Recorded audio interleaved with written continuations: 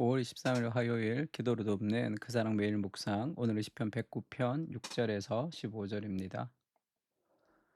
시편 109편은 그 다윗이 공의를 향해서 기도하는 겁니다. 악인들의 심판과 우리의 억울함을 풀어 주셔서 그렇게 기도하는데, 마지막 절에 15절에 보면 그런 말씀 있죠. 그 죄악을 항상 여호와 앞에 있게 하사 그들의 기억을 땅에서 끊으소서.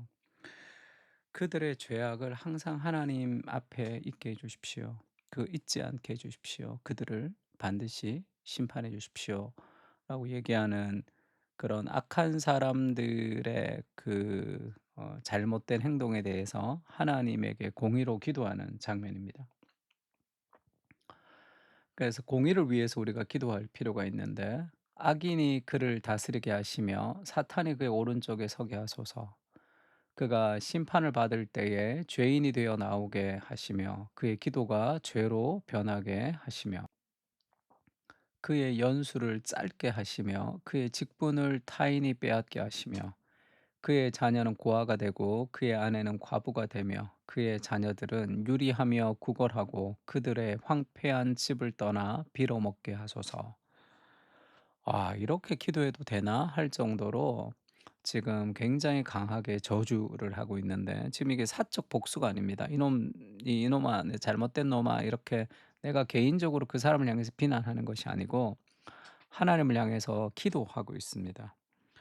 내가 지금 그 악인과 그 적들의 자녀를 고아로 만들어 버리겠다, 이렇게 얘기하는 것이 아니잖아요.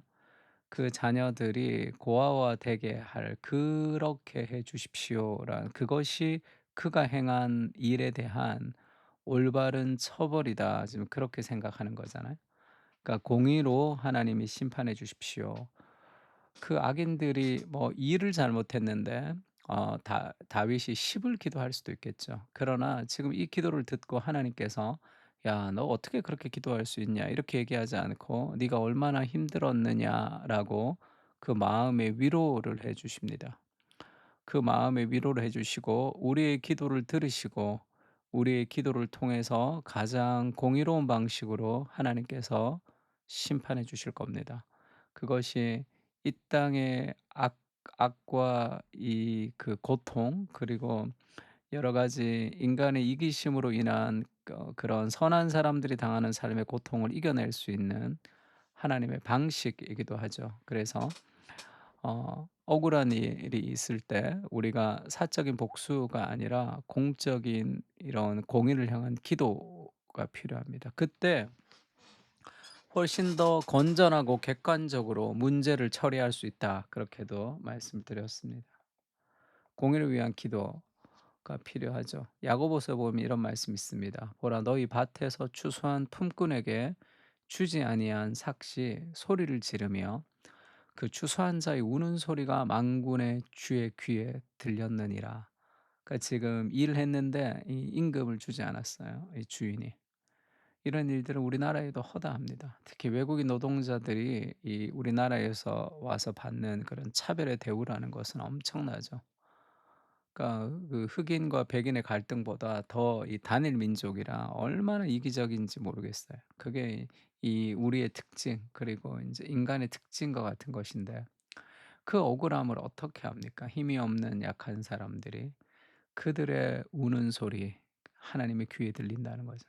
그러니까 하나님께서 반드시 공의롭게 심판하실 것이다. 그리고 로마서 12장 19절도 마찬가지로 "내 사랑하는 자들아, 너희가 친히 원수를 갚지 말고 하나님의 진노하심에 맡기라." 우리는 내가 받은 대로 보응하지 않습니다. 우리는 더 큰 보응을 하는 거죠. 하나님의 심판은 확실하고 건강합니다. 그래서 하나님께 심판을 맡길 수 있는 거죠. "원수 갚는 것은 내게 있으니 내가 갚으리라고 주께서 말씀하시니라." 이런 공의로운 기도를 통해서 우리가 한 개인을 향한 정죄로부터 자유할 수도 있습니다. 우리가 이렇게 기도하지 않으면 한 개인의 인격을 모독하는 일들이 있는 거죠. 그들의 행한 잘못을 지적할 수도 있고 우리가 그것을 잘못됐다고 얘기할 수 있지만, 그 사람에 대한 저주는 죄가 되는 거죠. 그러면 사람에 대해서 저주하지 않으면서 우리 삶의 그 억울함과 고통을 풀어갈 수 있고 그 문제를 그를 용서하면서도 그를 처벌할 수 있는 그런 공의와 사랑의 건강한 균형감을 유지하려면 어떻게 해야 되느냐. 하나님께 우리의 모든 부정적이고 억울한 감정들을 기도하는 겁니다. 그때 감정이 재조정되는 거죠. 그 죄악을 항상 여호와 앞에 있게 하사 그렇게 기도하는 거죠. 하나님이 반드시 심판하신다는 확신이 우리가 사적인 복수를 하지 않을 수 있는 용서할 수 있는 근거가 되기도 하는 거죠. 고리대금하는 자가 그의 소유를 다 빼앗아 빼앗게 하시며 그가 수고한 것을 낯선 사람이 탈취하게 하시며 왜 그가 늘 고리대금으로 이런 일을 하니까 그에게 인애를 베풀 자가 없게 하시며 그의 고아에게 은혜를 베풀 자도 없게 하시며 그의 자손이 끊어지게 하시며 후대에 그들의 이름이 지워지게 하소서. 여호와는 그의 조상들의 죄악을 기억하시며 그의 어머니의 죄를 지워 버리지 마시고 그 죄악을 항상 여호와 앞에 있게 하사 그들의 기억을 땅에서 끊으소서 이렇게 얘기합니다. 이런 하나님께서 그들의 죄악을 분명히 아신다. 그리고 하나님께서 반드시 공의롭게 심판하신다는 그 하나님 앞에 그 죄가 있다는 것, 또 하나님이 그 죄를 눈감아 주지 않으시는 정의로운 재판장이시라는 것, 그리고 나를 위해서 십자가에서 목숨을 버리신 그리스도가 계시다는 것, 그것이 우리가 절망하지 않을 수 있는 그런 억울함 가운데 무너지지 않을 수 있는 그런 힘이 되기도 합니다.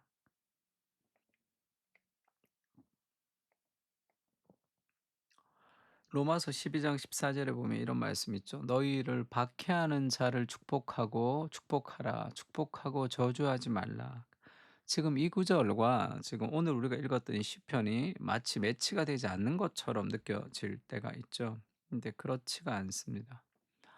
우리가 박해하는 자를 축복하고 그를 향해서 저주하지 않을 수 있는 힘은 우리의 모든 저주를 공의로 하나님에게 기도하는 이 기도를 통해 시편의 기도를 통해 감정이 재조정되는 그런 마음의 상태를 우리가 찾는 거죠. 그때 우리가 그 사람을 향한 사적 복수와 저주로부터 자유할 수 있습니다.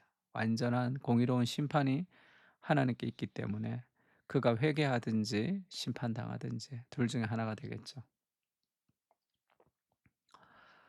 다윗의 시편에 보면 52편에 보면 에돔인 도액이 사울에게 이르러 다윗이 아히멜렉의 집에 왔다고 그에게 말하던 때에라는 이 시가 있습니다.